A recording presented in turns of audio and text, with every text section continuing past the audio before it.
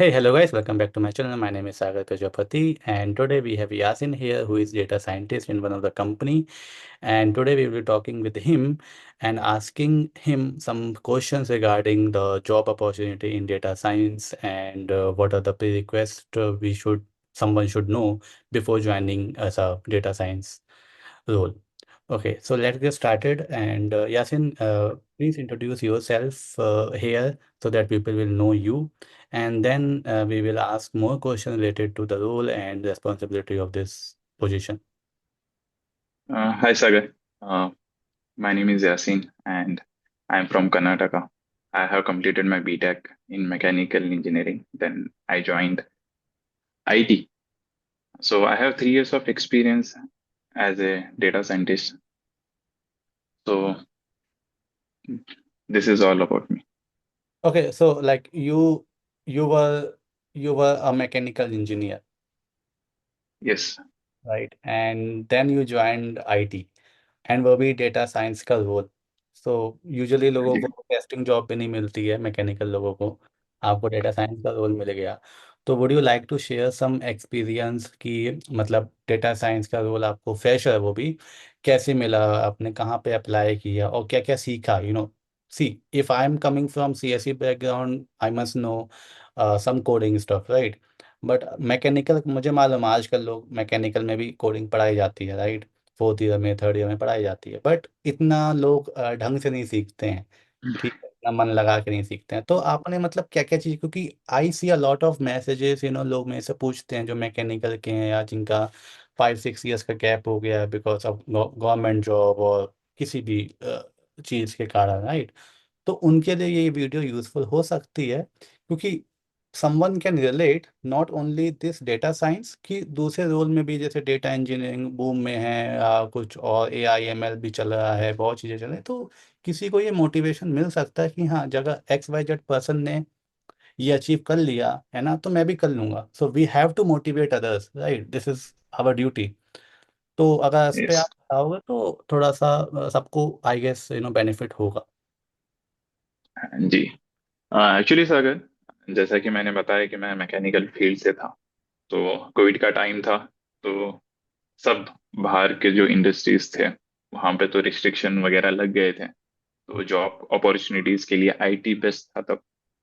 तो हम सब फ्रेंड्स थे, तो हमने पढ़ाई स्टार्ट की। थोड़ा थोड़ा मार्केट रिसर्च किया तो आईटी में क्या चलता है, क्योंकि हमें कुछ भी नहीं पता, प्रोग्रामिंग लैंग्वेज क्या है कुछ भी नहीं पता, कुछ आइडिया नहीं था। तो थोड़ा थोड़ा करके हमने रिसर्च किया, तो उसके बाद वी स्टार्टेड पाइथन, जो कि पॉपुलर लैंग्वेज थी उस वक्त पे और अभी भी है। तो पाइथन थोड़ा हमने देखा। तो उसके साथ जब पढ़ना स्टार्ट किया पाइथन वगैरह, तो उस वक्त जो था, डेटा साइंटिस्ट का रोल बहुत अच्छे से चल रहा था मार्केट पे। कहीं पे भी देखो डेटा साइंटिस्ट रोल, इतना पैकेज है, इतना ये है, इतना पैसा मिलता है। तो हमने स्टार्ट किया डेटा साइंटिस्ट क्या होता है उसके बारे में रिसर्च की। तो थोड़ा इंटरेस्ट आने लगा।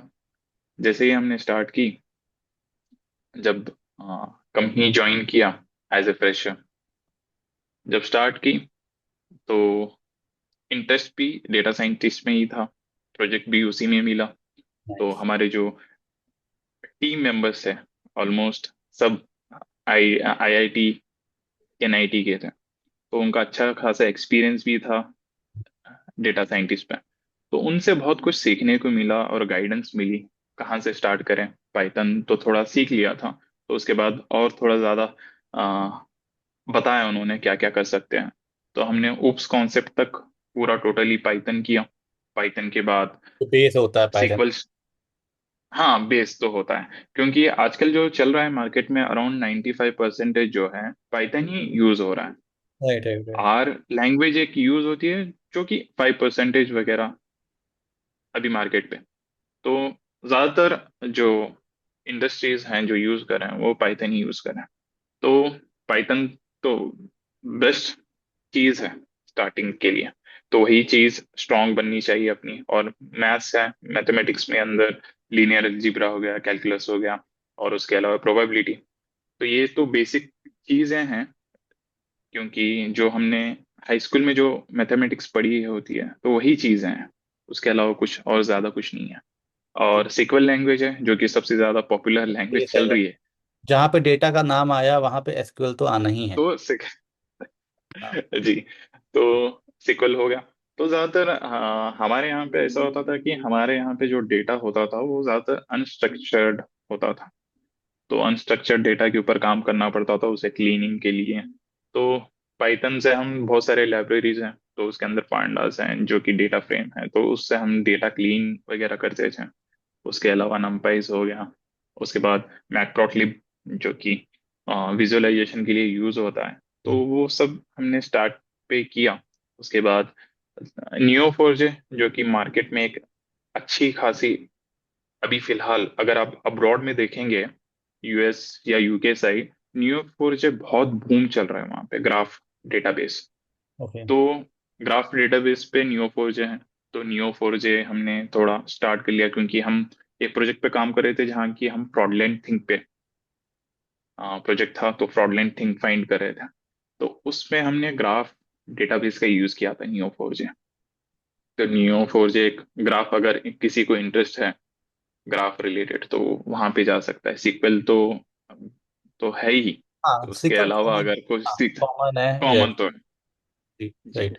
उसके बाद आप मशीन लर्निंग स्टार्ट कर सकते हो। मशीन लर्निंग के बेसिक पार्ट्स, सुपरवाइज लर्निंग क्या होता है, अनसुपरवाइज लर्निंग क्या होता है, तो उसके बाद सेमी सुपरवाइज लर्निंग क्या होता है, तो ये बेसिक कॉन्सेप्ट्स हैं। अगर सीखना स्टार्ट कर दें तो उसके एल्गोरिदम्स क्या होते हैं, कैसा वर्क करता है, तो उसके बाद अच्छा खासा एक बेस बन जाता है। तो ये आपने अपने आप से सीखा था कि जैसे आईआईटीज के बंदे कलीग्स थे आपके, उनकी मदद जी। से you have learned all this stuff? आ, जैसा कि हमें ट्रेनिंग मिलती है एज ए, जब फ्रेशर ज्वाइन होते हैं तो हमें ट्रेनिंग मिलती है, तो ट्रेनिंग के दौरान हमें बताया गया था कि ये टॉपिक्स के ऊपर आपको कवर करना है, तो हमें गाइडेंस भी मिलती रही वहाँ पे। क्योंकि एक मेरे दोस्त हैं माहिर जो कि आईआईटी से थे, तो उनके तरफ से भी बहुत सारी चीज़ें पता चली मुझे, कैसा काम करते हैं कैसा नहीं है। तो उन्होंने बताया कहाँ से स्टार्ट करना है। तो बेस जो है, तो वहां से हमने सीखा, जो कि फाउंडेशन लेवल तक हमें सीखना था। उसके बाद प्रोजेक्ट पर जब हम काम करते हैं तो बहुत ज्यादा डिफरेंट रहता है जो हाँ, आप पढ़े ऐसे रहते हैं और काम करने में। जो इट्स रियल टाइम सिनेरियोज वहां पे आते हैं तो बहुत सारे डिफरेंसेस रहते हैं। तो बेस तो स्ट्रॉन्ग करना है। मशीन लर्निंग तक अगर कोई इंटरेस्टेड है, एज ए फ्रेशर कहीं पे ज्वाइन हो रहा है, तो मशीन लर्निंग तक तो उसको ऑलमोस्ट आना चाहिए। करेक्ट। तो उसके करेक्ट। बाद अब उसके बाद तो धीरे धीरे जैसे प्रोजेक्ट आते हैं, है ना, लोग सीखते हैं, स्किल अप करते हैं अपने आप को। That is fine.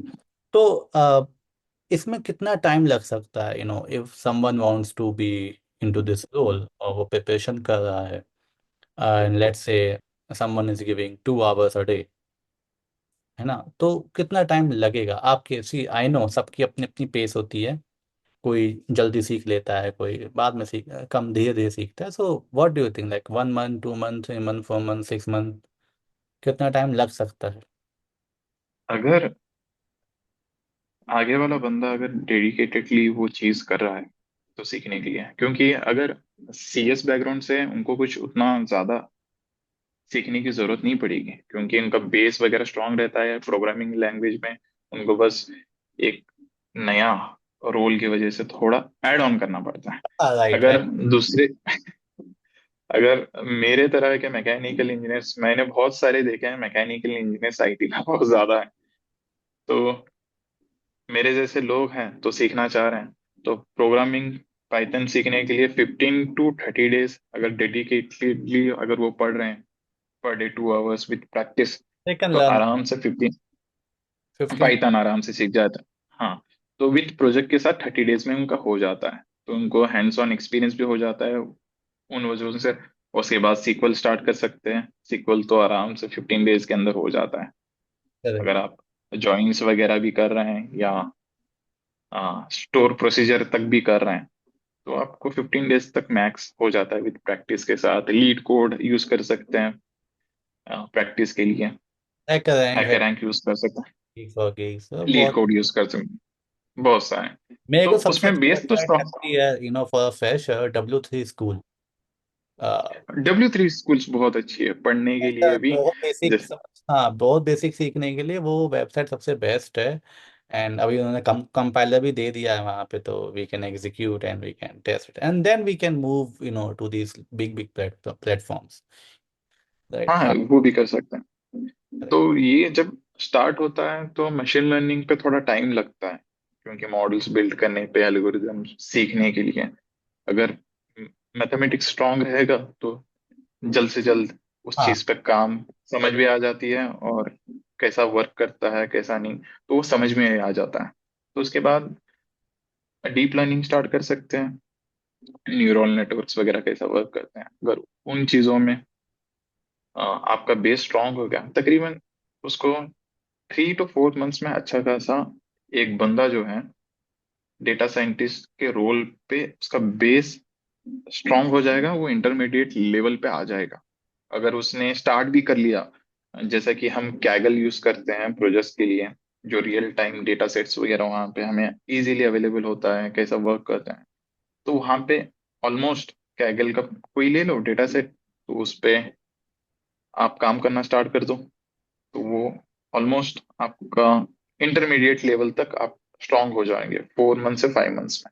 राइट, हाँ। अगर आपका किसी भी चीज को आई बिलीव 1-2 मंथ्स में तो नहीं होता है, 6 मंथ्स तो मिनिमम लगते ही हैं अगर ढंग से पढ़ रहे हो तो, है ना। दैट्स सॉरी, आई आप कुछ बोल रहे थे।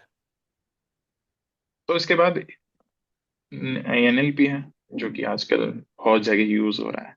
तो अभी एक ओपन एलएलएम मॉडल्स चल रहे हैं, लार्ज लैंग्वेज मॉडल्स, जो ओपन एआई के जो टॉपिक्स हैं, चैट जीपीटी वगैरह हो गया, तो वहाँ पे अगर किसी का इंटरेस्ट है तो एलएलएम वगैरह डीप लर्निंग सीख कर, एलएलएम नेचुरल लैंग्वेजिंग प्रोसेसिंग कैसा यूज होता है, कैसे हम टेक्स्ट को कन्वर्ट करते हैं वेक्टर्स में और डेटा फीड करते हैं, मॉडल्स वगैरह बिल्ड करते हैं, कैसा हम सेंटिमेंट एनालाइजिंग यूज कर सकते हैं एनएलपी के थ्रू से। तो एनएलपी आजकल हर तरफ यूज हो रहा है। हाँ बट मैंने तो मतलब मैं तो आई am not coming from this data data science background, but सही। एल एल एम, ओपन ए आई, एम्बेडिंग वेक्टर डीबीज, वेक्टर सर्च, है ना, इंडेक्सेस जो बनते हैं, एम्बेडिंग्स बनती हैं, इस सब में तो हर जगह काम हो रहा है। मतलब if you go to US, वहाँ पे हर दूसरा बंदा डॉट ए आई करके एक वेबसाइट बना रहा है, डोमेन खोल रहा है, वेब कंपनी बना रहा है, कुछ प्रोडक्ट बना रहा है। तो आई बिलीव कि अब मूव कर जाना चाहिए LLM. I am not sure कि एलएलएम सीखने के लिए we have to learn all this basic और not, I am not coming from that background. But हाँ, अगर किसी को सीखना है स्विच तो करना पड़ेगा, क्योंकि इतना चीज़ें ऑटोमेट हो रही हैं, नई नई चीज़ें आ रही हैं। If we stick to Python, sequel, simple SQL लिख रहे हो, तो आई गेस वो फ्यूचर में 1-2 साल के बाद कुछ होएगा नहीं, मतलब इतना भाव नहीं दिया जाएगा। एंड बिकॉज आई सी, मतलब क्योंकि जो मेरा डे टू डे वर्क होता है उसमें भी आई यूज चैट चैट जीपीटी ए आई यूज अलॉट, और वो पूरा कोड मुझे लिख के दे दे रहा है ना। तो जॉब पे थोड़ा तो इम्पैक्ट पड़ना ही है। तो अब अगर हमें सिर्फ चलाना आता है प्रोडक्ट को तब तो प्रॉब्लम है, राइट। अगर प्रोडक्ट को बनाना भी आता है तो कुछ हो सकता है, right. If I am not wrong, मेरा जो मेरी थिंकिंग है अभी। जी, तो आप जैसा बोल रहे हैं सही है, क्योंकि मार्केट पे बहुत ज्यादा इम्पैक्ट पड़ने वाला है एआई के थ्रू से। इजी भी होने वाली है, बहुत सारी चीजें ऑटोमेट भी होने वाली हैं। तो ज्यादातर जो कंपनीज है वो तो अपना बजट देखेंगे। अगर हमारा काम हो रहा है थोड़े पैसों में, तो एक्चुअली तो वहां पे वो एआई ही डायरेक्ट अपने प्रोडक्ट पे ला देंगे। जैसे कि आजकल हम हर किसी पे भी, अगर फोन पे भी आ गया एआई, अभी फोन पे भी आ गया है। अभी हाँ, रिसेंटली जो फोन लॉन्चेस व्हाट्सएप हो पे रहे आ हैं, गया, व्हाट्सएप पे भी आ चुके हैं। व्हाट्सएप में आ गया, व्हाट्सएप पे भी आ गया है। आजकल जो सैमसंग पे तो, फोन्स में हाँ। सैमसंग फोन्स में हो गया, और रिसेंटली आईफोन पे भी लॉन्च हो गया है। तो उन चीजों की वजह से बहुत सारी चीजें आसान भी हो जाती हैं, और बहुत सारी चीजें जो हैं लोगों में, जॉब्स के रिलेटेड, उन चीजों में प्रॉब्लम भी आ सकती है। जैसा कि मुझे ऐसा लगता है, अभी उसको सीखने के लिए बेसिकली हमें तो स्ट्रांग बनना पड़ेगा सीखने के लिए, क्योंकि टेक्नोलॉजी हर बार नई नई चीजें लाती रहेंगी। तो हमें अप टू डेट तो रहना ही है। आजकल जो डेटा जो प्रोड्यूस हो रहा है, आपको भी पता है एज ए डेटा इंजीनियर कितना डेटा हम काम करते हैं। तो जी। उस डेटा तो हमेशा जनरेट होता है, तो उससे हम क्या यूजफुल थिंग्स ले सकते हैं। बिजनेस के रिलेटेड हुआ, प्रिडिक्शन के थ्रू हुआ, स्टॉक मार्केट एनालाइज कैसा कर सकते हैं, वो हर चीज जो है हम एज ए डेटा साइंटिस्ट यहाँ पे कर सकते हैं। और बहुत सारी चीजें ऐसी भी हैं फ्रॉडलेंट वगैरह फाइंड करने के लिए, और वो डिटेक्शन। चीजें भी यूज कर सकते हैं करेक्ट। जी। नो। तो वो सब हो तो गया। अभी अभी अगर किसी को सीखना हो तो it's a good time to learn data. मतलब when I was in college 2016 back, right? तो उस समय ये डेटा साइंस का बड़ा बूम चला था, है ना? मतलब मेरे दोस्त लोग थे, मैं डेटा साइंस साइंस बनूंगा, डेटा साइंटिस्ट बनूंगा एंड ऑल चीज़ें। बट वो एक कोविड के समय के बाद आई बिलीव थोड़ा दब गया, एंड डेटा इंजीनियरिंग थोड़ा बूम पे हो गया। स्टिल डेटा इंजीनियरिंग बूम पे है, but I guess parallelly LLM, जैसे हम लोगों ने बात करी, ये भी अब डिमांड में आ रहा है। मतलब मैंने तो बहुत, मतलब whenever I open LinkedIn, I see one two post related to LLM OpenAI, है ना? तो मुझे भी सीख। जेन है अभी जेन है तो अभी तो ऑलमोस्ट बूमिंग चल रहा है मार्केट पे। जेन है तो सीखना ही सीखना है तो हर एक, अभी जो आप किसी भी कंपनी में देख लो, तो वहां पे मैंडेटरी कर चुके हैं जेन है का कोर्स करेक्ट। के लिए। That's true, that's true. को, हाँ। हर एक कोई भी फील्ड हो, आप सपोर्ट में हो, आप टेस्टिंग में हो, आप डेवलपमेंट में हो, किसी भी फील्ड से हो, आपको जेन है कोर्स करना ही पड़ेगा। करेक्ट। वो मेरी प्रीवियस कंपनी जो थी, उसमें भी यही बोला गया था यार, करो, है ना? जी। तो चलिए, अच्छा टॉक है। एंड एक और चीज मेरे को पूछना था कि since you join from mechanical to as a data science, तो कितना expectation, I am not asking your salary and all, but lump sum मतलब कितना मिल सकता है लोगों को? मतलब C T C S provide like 3 lakh 4 lakh rupees, क्या उससे बेटर जॉब मिलती हैं? मतलब if you have a gap in your career or whatever, तो इस पे अगर आप बता। एक्चुअली कैसा है, डिपेंड करता है आप सर्विस बेस पे जा रहे हो या प्रोडक्ट बेस पे जा रहे हो, वो तो दो सिनेरियोज अलग अलग हो गए। अगर आप सर्विस बेस पे जा रहे हो तो बहुत सारे, अगर इंडिया का मार्केट आप देखोगे तो 6 लाख to 10 लाख आपको आराम से मिल सकता है। अगर आपका बेस वगैरह स्ट्रांग हो गया तो आप 6 लाख to 10 लाख यहाँ पे मार्केट पे रह सकते हो। वही अगर आप 2 to 3 ईयर्स आपका एक्सपीरियंस हो गया तो 10 to 18 लाख तक आपको आराम से इंडिया पे ही जॉब मिल सकते हैं। इजली। तो अगर यस। वही, हाँ, अगर आप यूएस या यूके का मार्केट देखेंगे तो आपको $70,000 से $1,20,000 तक आपको आराम से वहां पे जॉब मिल सकती है। थोड़ी बहुत सारी चीजें हैं जो वर्क फ्रॉम होम के रिलेटेड भी आजकल पर हावरली बेसिस पे जॉब मिलते हैं। स्टार्टअप्स वगैरह जो हैं यूके या यूएस के, तो वहां से भी आप ट्राई कर सकते हैं। मेरे बहुत सारे जो दोस्त हैं वो हावरली बेसिस पे ही काम करते हैं, कॉन्टेक्ट बेसिस हो गया तो मतलब। कॉन्ट्रैक्ट बेसिस पे। हम्म। तो वो चीजें हो गई। तो प्रोडक्ट बेस में तो उससे भी ज्यादा मिलता है अगर हाँ, आप अच्छे दैट से इज क्रैक करें। बट फिर भी मतलब स्टार्ट करना, देखो, रेदर देन इस स्ट्रगल करना और एक जॉब मिल जाना, स्टार्ट करना छोटे से ही हो। जो आपने 6 to 10 बोला है, I was also expecting the same, because I see people, उनको एक टीसीएस में जॉब लग जाती है, लेट्स से कैंपस हायरिंग है, वो खुश हो जाते हैं, है ना? मेरे दोस्त लोग भी आजकल बहुत खुश जो होते हैं, बट आजकल जो मार्केट चला है ना इंडिया, तो सबको जितना रिसेशन वजह से जो प्रॉब्लम फेस करनी होगी, क्योंकि एज ए मैकेनिकल इंजीनियर हमारा जो इंडिया में जो मार्केट कैप है, एज ए फ्रेशर हम जॉब के लिए ढूंढना चाह रहे हैं, तो हमें मिलती है सैलरी 15,000। अगर वही मैकेनिकल इंजीनियर को अगर आईटी में आने के बाद उसका हो गया स्टार्ट में 30,000 to 40,000, तो वो तो ऑब्वियसली खुश भी होगा, तो अच्छा भी मिलेगा पैकेज वगैरह। तो करेक्ट। बहुत लोगों का ऐसा सोच है, क्योंकि इन चीज़ों में, क्योंकि मैकेनिकल इतना ज़्यादा यहाँ पे इंडिया में उतना नहीं है जैसा कि जर्मनी में वगैरह। जर्मनी उतनी में तो पे स्केल मैकेनिकल, यूएस में मैकेनिकल इंजीनियर की वहाँ पे अच्छी खासी पे स्केल है। जी। अगर यहाँ पे अगर सर्विस बेस पे आप जा रहे हो, अगर आपको 4 लाख भी मिल रहा है, 5 लाख भी मिल रहा है पर ही है, तो एज ए मैकेनिकल इंजीनियर हम सब लोग तो खुशी हो जाएंगे। करेक्ट है, दैट्स ट्रू। मतलब होपफुली इंडिया में भी ये आए, महिंद्रा जो बड़ी बड़ी कंपनी है, बोइंग वोइंग जो भी हैं, वो सब इस फील्ड पे भी अच्छा काम करें। अच्छा, व्हाट नेक्स्ट? आप, I mean what is after data science? तो मतलब आप डेटा साइंस हो 3 साल, डेटा साइंटिस्ट हो 3 साल से, राइट? 3 पॉइंट में भी उससे ऊपर हो। तो अब क्या लगता है, मतलब कि चलो अब कुछ और सीखना चाहिए बेस्ड ऑन करेंट मार्केट, या stick to this role only, या मुझे कुछ और अच्छा आता तो अगर मैं नेक्स्ट स्विच मारूं तो मुझे और अच्छा पैकेज मिल जाएगा, या मेरी जॉब प्रोफाइल और अच्छी हो जाएगी? बहुत सारे रोल्स ओपन होते हैं इसके बाद। मशीन लर्निंग इंजीनियर्स हो गए, एआई इंजीनियर हो गए, या एनएलपी इंजीनियर हो गए। आपका इंटरेस्ट किस में रहता है वो चीज़ डिपेंड करती है। जैसा कि मैं ज़्यादातर एनएलपी पे काम किया हूँ, तो अगर अगर मैं सोचूं तो मैं सोचूंगा कि एनएलपी के रिलेटेड। अभी एनएलपी का जो नेक्स्ट वर्जन है वो एलएलएम है। ओके। एलएलएम से स्टार्ट करना है जेन टू। तो उन चीज़ों पे ज़्यादा मेरा फोकस है अभी के लिए। अगर मैं स्ट्रांग हो जाऊंगा तो, जैसे कि आजकल सब लोग क्लाउड पे हम्म। स्विच हो रहे हैं, तो क्लाउड के रिलेटेड जो सर्विसेज वहाँ पे मिलती हैं आजकल, मॉडल्स भी प्री बिल्ट वहाँ पे मिल जाते हैं।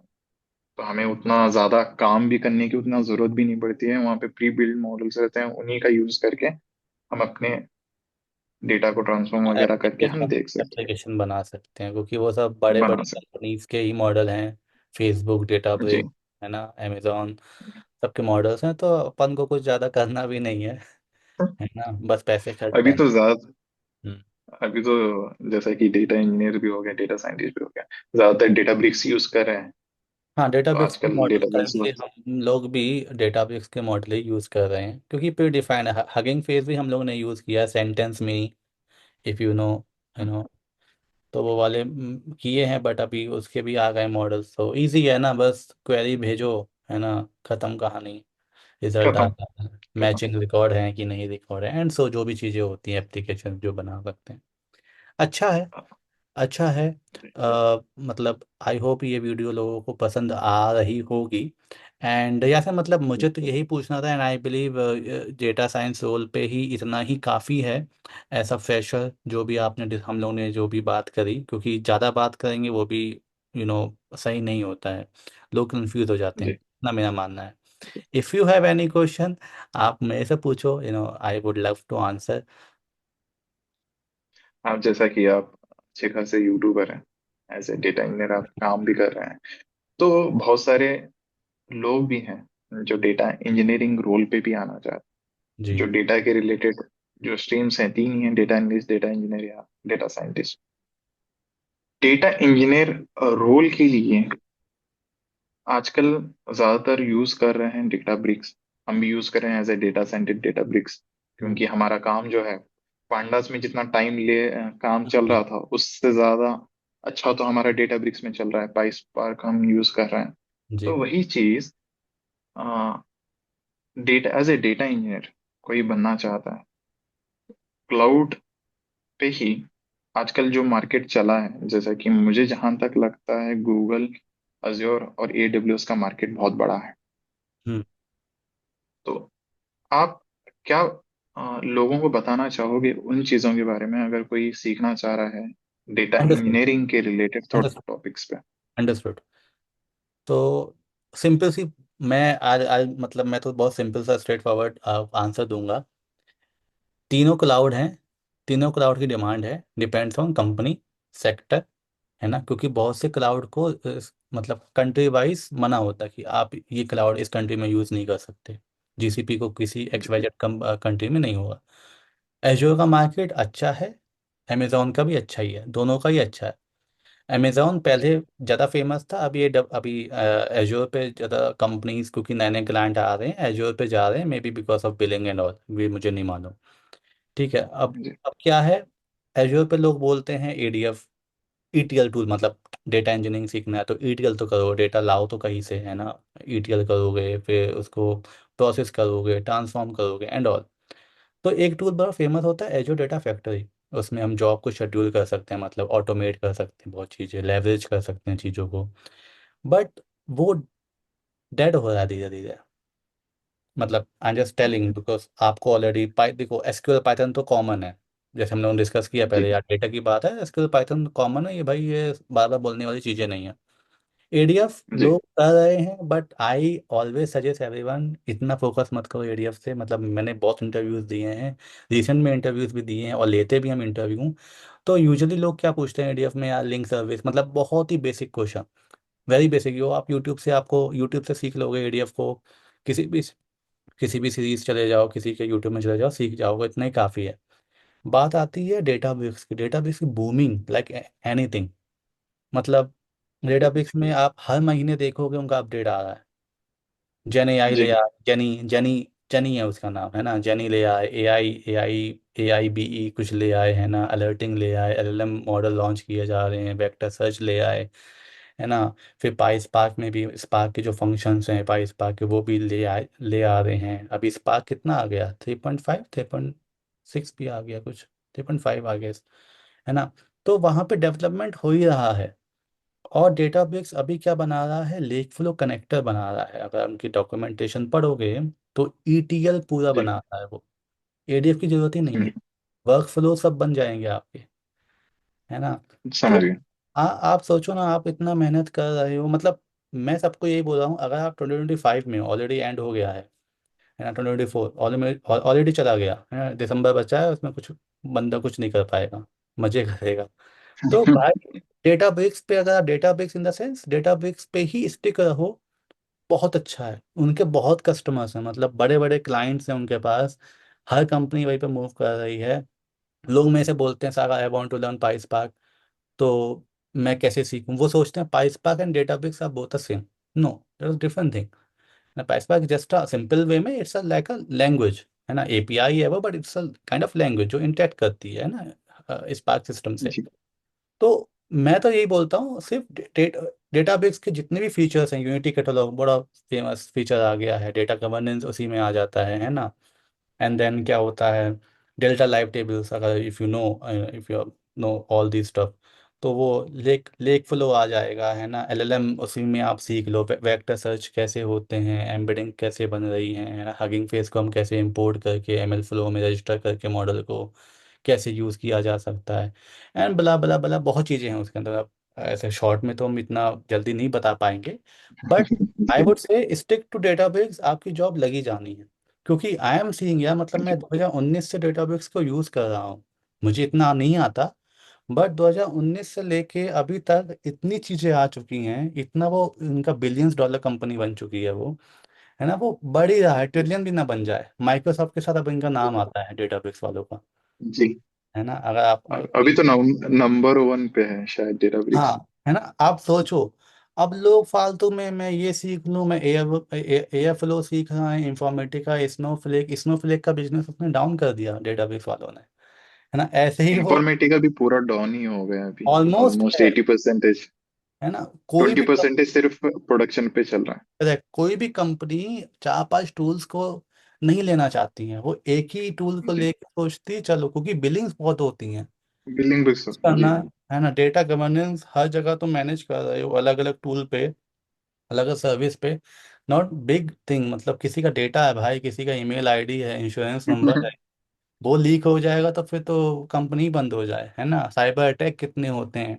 तो हर कंपनी यही सोचती है कि एक ही जगह पे रहो, and database is doing that thing, unified governance जी डेटा इंटेलिजेंट प्लेटफॉर्म, जी है ना। तो पहले हम लोग एडीएफ पे काम करते थे, इंजेस्ट करते थे, वर्क फ्लो बनाते थे वहाँ एडीएफ पे ही। अब हम सब चीज़ हम डेटाबेस पे कर लेते हैं, वी हैव एपीआई। अगर if I want to pull the data from let's say any of the cloud service, right?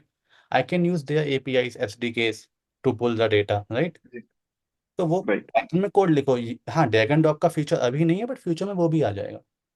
तो स्टिक हाँ टू वो भी डेटाबेस। मैं सच बता रहा हूँ, दो तीन चार महीने में डेटाबेस ढंग से सीख लो भाई, एसक्यूएल पैटर्न सीख लो, you are good to go. मतलब कुछ नहीं करना भाई, आराम से जॉब लगेगी। I am not sure why people are वो इधर उधर भागते हैं। हाँ, डेटा मॉडलिंग का थोड़ा सा नॉलेज होना चाहिए, डेटा मॉडलिंग जरूरी, नॉलेज होना। है ना। बट डेटाबेस में अगर आपको स्पार्क आर्किटेक्चर पता है, डेल्टा टेबल्स पता है ना, जो हॉट टॉपिक्स चल रहे हैं अभी मार्केट, यूनिटी कैटलॉग, बहुत लोग को यूज ही नहीं पता अभी तक यूनिटी कैटलॉग क्या होता है। तो ये है। तो वीडियो मतलब ये this meeting is going to end in 2 minutes. अगर यासिन आपके पास और कुछ हो और कुछ बताना हो, बोलना हो लास्ट में, तो we can, you can say, and then will wind up. जैसे कि डेटा साइंटिस्ट के लिए बहुत सारे लोग ढूंढते रहते हैं कहाँ से रिसोर्स मिले। यूट्यूब में बहुत सारे अच्छे यूट्यूबर्स हैं, जैसे कि क्रिश हैं, डेटा साइंटिस्ट राइट। के रिलेटेड। तो वहां से लोग सीख सकते हैं। और जैसे कि डेटा इंजीनियरिंग के लिए सागर को भी देख सकते हैं यूट्यूब पे। मैंने बहुत सारे इंग्लिश से सीखा है, जैसा कि डेटा ब्रिक्स के रिलेटेड हो कॉन्सेप्ट्स।